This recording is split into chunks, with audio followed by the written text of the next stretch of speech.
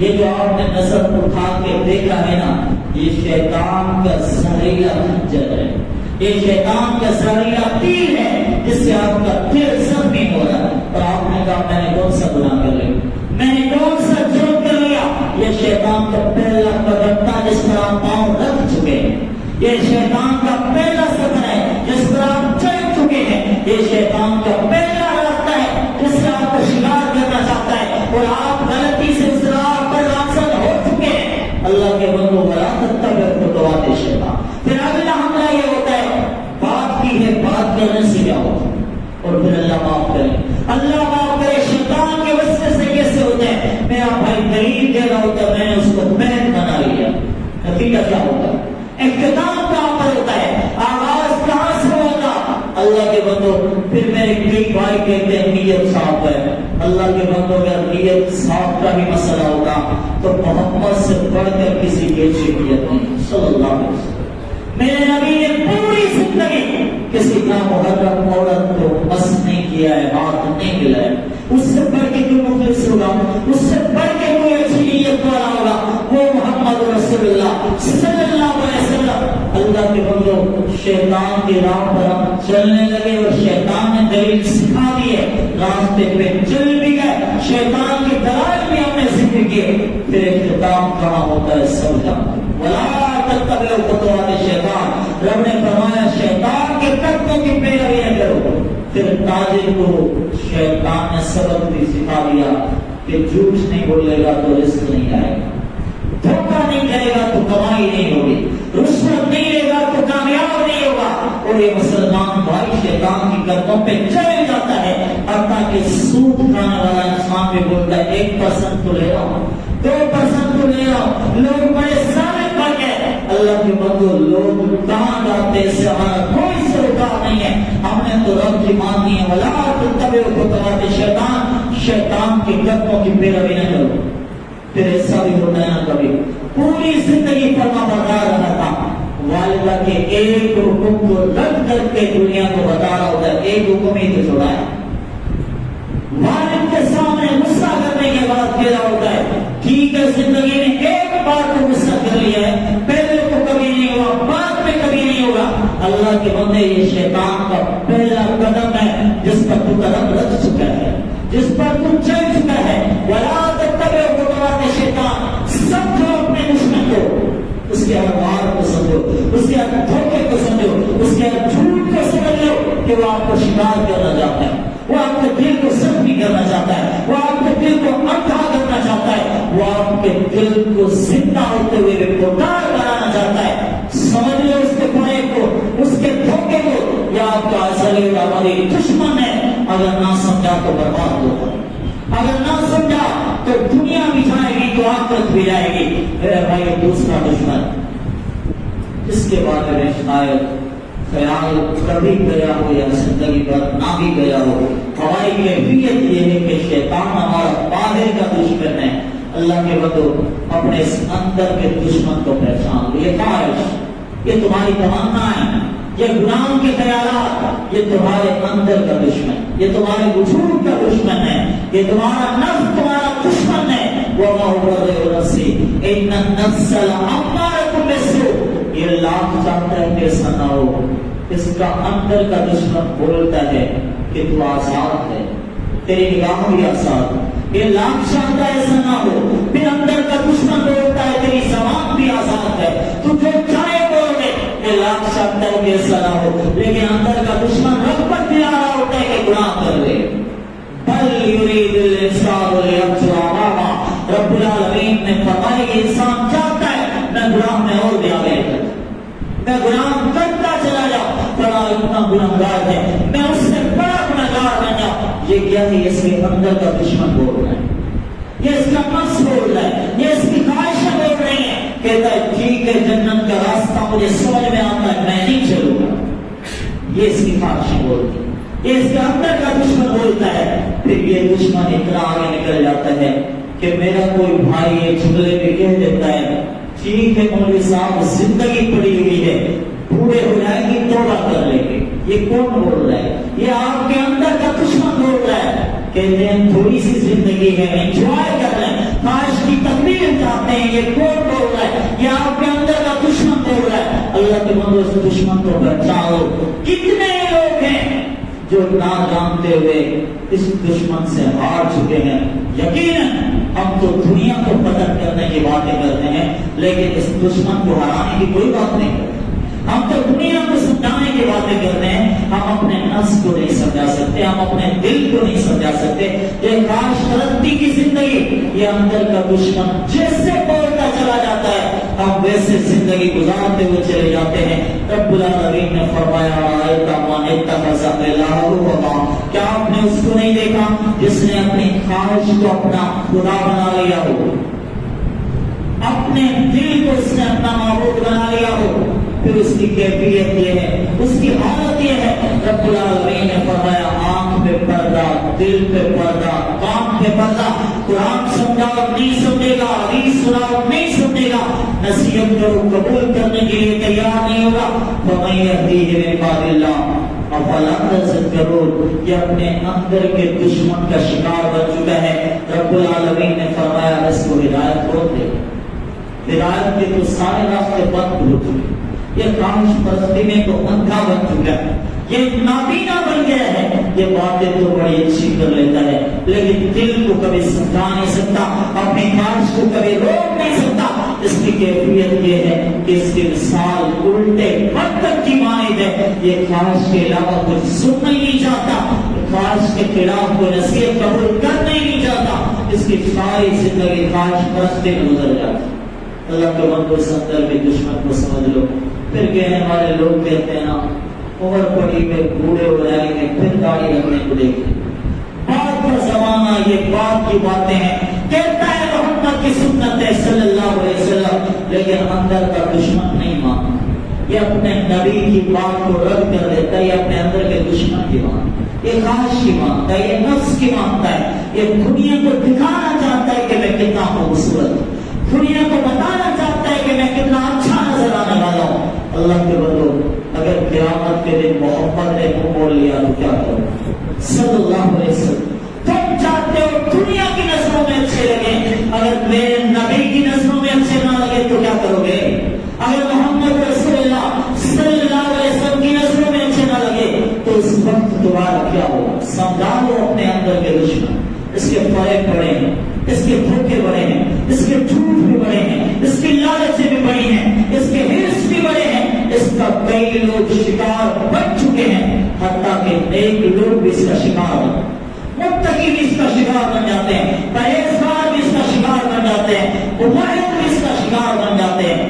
شکار بن تو جاتے ہیں لیکن بات سمجھ میں نہیں آتی، وہ زندگی کا اس دشمن کے سے شکست کھایا ہار جاتے ہیں۔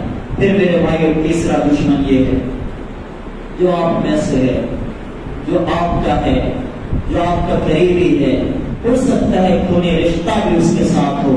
وہ دشمن کون ہے؟ وہ حسد کرنے والا انسان جو آپ سے حسد کرتا ہے، آپ کی کوئی کامیابی اس کو پسند نہیں آتی، آپ کو تھوڑی سی دنیا کی ملی وہ غمزدہ ہو جائے، آپ کو رزق میں برکت کیا ملی وہ پریشان ہو جائے، آپ کا رزلٹ اچھا کیا آیا بڑی مشکل کیا یہ بات اس کے دل پر گزرے گی کہ ایسا کیوں ہو گیا۔ آپ اگر سکون اطمینان کی زندگی گزارنے لگے تو وہ پریشان ہو جائے گا کہ اس کو سکون کہاں سے مل گیا، اس کو اطمینان کہاں سے مل گیا۔ اگر آپ نمازی بن گئے وہ چاہتا ہے میں بے نمازی ہوں، یہ نمازی کیسے بن گئے۔ اگر آپ نے نشہ نہیں کیا وہ یہ سوچنے لگ جاتا ہے میں تو نشہ کرتا ہوں، اس نے کیسے چھوڑ دیا۔ اگر آپ قرآن پر عمل کرنے والے بن گئے، حدیث پر عمل کرنے والے بن گئے، یہ آپ کا دشمن پوری زندگی فکر میں رہتا ہے کہ آپ کو کسی نہ کسی طریقے سے گمراہ کر دے، صراط مستقیم سے ہٹا دے۔ یہ کون ہے جس کے بارے میں ہم نے فرمایا وَمِن شَرِّ حَاسِدٍ إِذَا حَسَدَ۔ اللہ نے اپنے بندوں کو سکھا دیا، اللہ نے اپنے ایمان کو سکھا دیا سورہ فلق میں۔ یہ بندہ کہہ رہا ہے اللہ اس حاسد کے شر سے مجھے بچانا۔ پھر میرے بھائیو وہ بھائی بھی ہو سکتا ہے آپ کا، وہ رشتے دار بھی ہو سکتا ہے آپ کا، وہ آپ کا کلاس فیلو بھی ہو سکتا ہے، وہ آپ کا پڑوسی بھی ہو سکتا ہے۔ میرے بھائیو ایسا لگتا ہے اس بات کو دیکھ کے پھر والد اور والدہ کی شان یاد آ جاتی ہے. اللہ کی قسم ہے دنیا کے ہر دل میں حسد جنم لے سکتا ہے، لیکن اولاد کے حوالے سے والد کے دل میں کبھی حسد نہیں. اولاد کے حوالے سے ماں کے دل میں کبھی حسد نہیں آتا. کتنے ظالم ہوں گے وہ لوگ جو اپنے والدین کو ناراض کرتے ہیں. یہ دو ہی رشتے ہیں جس کے بارے میں آپ کبھی سوچ بھی نہیں سکتے کہ وہ آپ کے ساتھ حسد کریں گے، وہ آپ کے ساتھ حسد والا رویہ اختیار کریں گے. یہ سب کبھی دنیا میں نہیں ہوتا. وَمِن شَرِّ حَاسِدٍ إِذَا حَسَدَ، والدین کے علاوہ دنیا کے ہر رشتے میں حسد ہوتا ہے. یہ حسد ہی تھا نا جس کی وجہ سے یوسف کو کنویں میں پھینکا گیا تھا. بھائی نے لوٹ کر اپنے نبی والد سے جھوٹ بول دیا. خالی والد ہوتا تو تب بھی بڑا جرم تھا. اللہ اکبر، وہ والد بھی تھا، وہ نبی بھی تھا. ان حسد کرنے والے بھائیوں نے اپنے بھائی کو کنویں میں پھینکا اور اپنے والد جو نبی تھا اس کے ساتھ جھوٹ بول دیا. سبب کیا تھا؟ یہ حسد. یہ حسد کتنے جرم کروا لیتا ہے، یہ حسد کتنے گناہ کروا لیتا ہے. وہ بھی اتنا بڑی ترقی کر گیا ہے، کچھ اور نہیں کر سکتے. اس کی غیبت ہی شروع کر دو. اس کا معیار اسٹیٹس بڑا اچھا ہو گیا ہے، اس کے ووٹ کو بادشاہ کو چھاڑنا شروع کر دو. آپ اس کا اور نقصان نہیں کر سکتے. اس کے چند ووٹ تو یاد ہے، اپنے دوستوں میں اسے بیان کرنا شروع کر دو. ہمیں ایسا لگتا ہے کہ ہمیں ترقی تب ملے گی جب ہم کسی کی پگڑی کو اچھالیں گے. ایسا کبھی نہیں ہوگا. اللہ کے بندو، اگر آپ ترقی چاہتے ہو تو خلوص کے ساتھ ملا کرتی ہے. ترقی کبھی حسد سے نہیں ملا. یہ حاسد کو چھوڑ نہیں کر سکتا نا، اتنا گر جاتا ہے. اللہ نے اہل توحید کو محفوظ رکھا ہے الحمدللہ. حاسد اتنا گر جاتا ہے وہ تعویذ پر بھی اتر آتا ہے، وہ نقصان پہنچانا چاہتا ہے. یہ حاسد اتنا بڑا ظالم بن جاتا ہے کہ آپ کی کامیابی کوئی بھی اسے اچھی نہیں لگتی ہے. میرے بتانے کا یہ مقصود نہیں ہے کہ آپ جا کے کسی کو تانا دیں، آپ جا کے کسی کے بارے میں یہ کہہ دو کہ وہ میرے ساتھ حسد کرتا ہے. اب کسی کے دل سے ہو کر نہیں ہے، کسی کے دل کی باتیں ہمیں معلوم نہیں ہیں، لیکن ہاں ہم رب سے سوال کرتے ہیں اللہ ہمیں پناہ میں رکھے، اللہ ہمیں حفاظت میں رکھے. یہ حاسد لوگ اتنے بڑے فریبی بھی ہوتے ہیں، اللہ تعالیٰ معاف کرے، جن کی زبان کے الفاظ شہد کی مانند ہوتے ہیں لیکن دل کے اندر زہر ہوتا ہے. جن کے الفاظ نعوذ باللہ اتنے خطرناک ہوتے ہیں کہ آپ کی تعریف کرتے کرتے پوری محفل میں بیٹھے رہیں گے. آپ اتنے اچھے ہو، آپ اتنے اچھے ہو، اس کی محفل میں پہنچی گے آپ کی غیبت شروع ہو جائے، آپ کے خلاف بولنا شروع ہو جائیں گے. یہ حاسد لوگ اتنے خطرناک لوگ ہیں جو زبان پہ محبت اور دل میں نفرت کو پالنے والے لوگ ہوتے ہیں. رسول اللہ صلی اللہ علیہ وسلم نے فرمایا کہ قیامت کے دن ہوگا رب العالمین کی نظروں میں بدترین منزل والا وہ انسان ہوگا جس کے دو چہرے ہوگے. دو چہروں کا مطلب یہ ہے آپ کے سامنے آیا تو آپ کی نیکی شروع کر دی، تنہائی میں چلا گیا تو آپ کی غیبت شروع کر دی. ایک شخص سے ملا کہا میں تیرا دوست ہوں، دوسرے سے مل گیا تو کہا میں تیرا دوست ہوں. یہ نفرتوں کو بانٹنے والا انسان، یہ جھوٹ بول انسان، یہ دل میں حسد پالنے والا انسان قیامت کے دن بدترین منزل پر ہوگا. تو میرے بھائیو، ان تینوں دشمنوں کے خلاف میں نے آپ نے کامیاب ہونا ہے. پہلا دشمن ازلی اور ابدی دشمن شیطان ابلیس ہے. دوسرا دشمن ہمارا نفس ہے، ہماری خواہشیں ہیں. تیسرا دشمن ہمارے معاشرے میں، ہمارے پڑوس میں، ہمارے رشتے داروں میں کئی زندگی گزارنے والے خاص لوگ بھی ہیں. میں دعا کرتا ہوں اللہ تعالیٰ ان تینوں مخالفوں سے مجھے اور آپ کو محفوظ کروائے. ان کے فریب، ان کے دھوکے، ان کی غیبتیں، ان کی چغلخوریاں اپنی حد انتہا تک بھی پہنچ جاتی ہیں. اللہ تعالیٰ مجھے اور آپ کو محفوظ رکھے. آمین. وآخر دعوانا ان الحمدللہ رب العالمین.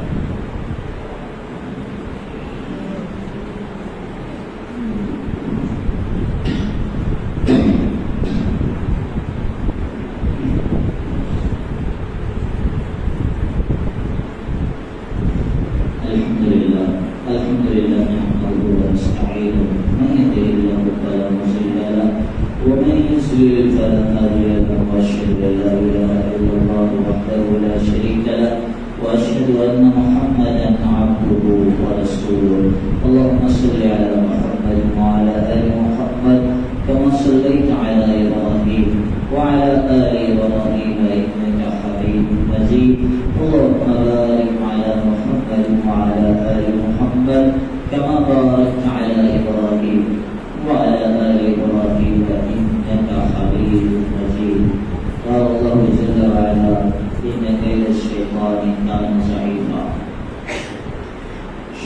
کی مکاری اور فریب کو سن کر ایسا لگتا ہے،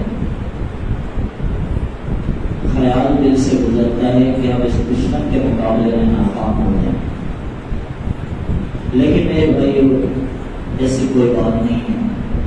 رب نے فرمایا کہ بے شک شیطان کا فریب کتنا بڑا کھلا ہو لیکن ہمیشہ کمزور ہوتا ہے۔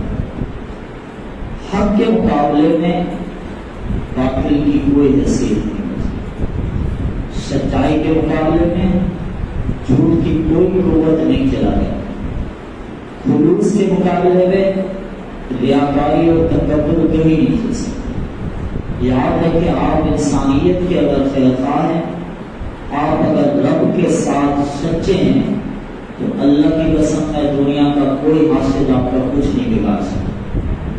یہ غیبت کرنے والے لوگ جتنا چاہے آپ کے خلاف بول دیں، آپ کو کچھ بھی نہیں بگاڑ سکتا، اس لیے پریشان ہونے کی کوئی بھی ضرورت نہیں، لیکن قربان جائیں رب العالمین کے قرآن پر۔